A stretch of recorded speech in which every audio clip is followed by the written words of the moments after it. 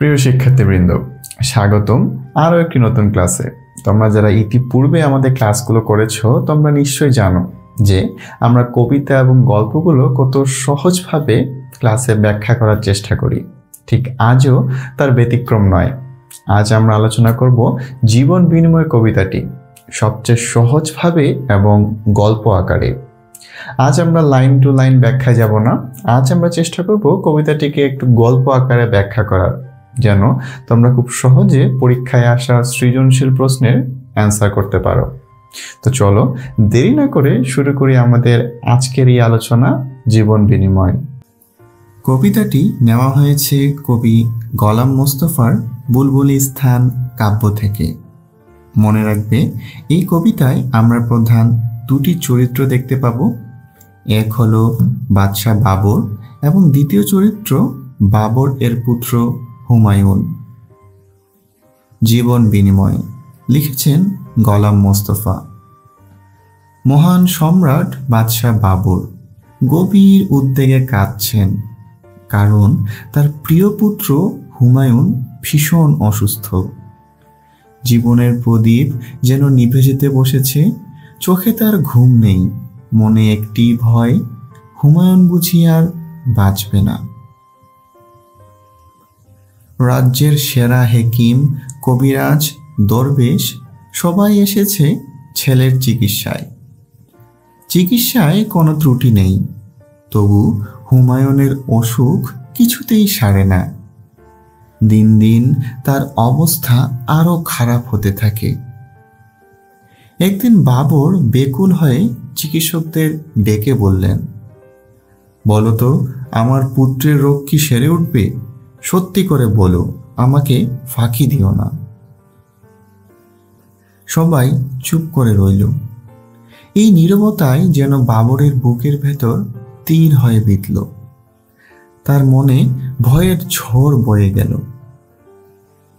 এই সময় এক দরবেশ উঠে বললেন, হে বাদশাহ, যদি তুমি তোমার জীবনের সবচেয়ে মূল্যবান ধন আল্লাহর উদ্দেশ্যে দান করো, তবে হয়তো আল্লাহ খুশি হয়ে তোমার পুত্রকে বাঁচিয়ে দেবেন।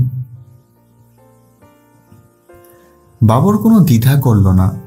তিনি বললেন, আমার সবচেয়ে প্রিয় ধন আমার নিজের প্রাণ। যদি পুত্রের প্রাণ ফিরে পাই, আমি সেই প্রাণ উৎসর্গ করব আল্লাহর দরবারে।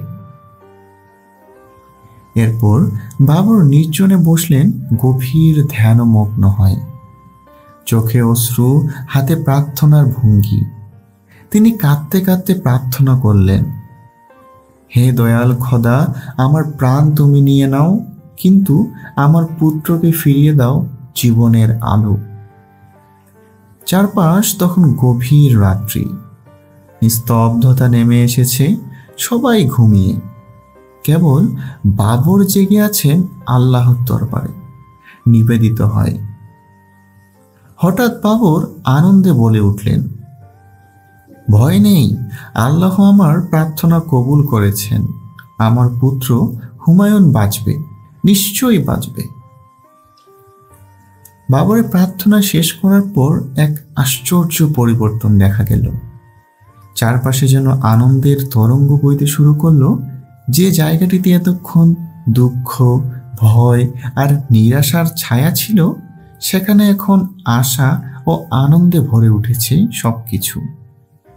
মনে হচ্ছে যেন ঘন অন্ধকার রাত শেষ হতে চলেছে, আর ভোরের প্রথম আলো ধীরে ধীরে উদিত হচ্ছে। অর্থাৎ বাবর ও উপস্থিত সবার হৃদয়ে নতুন আশা জেগে উঠেছে। হুমায়ুন এবার বাঁচবে। পরদিন সত্যি আশ্চর্য ঘটনা ঘটল।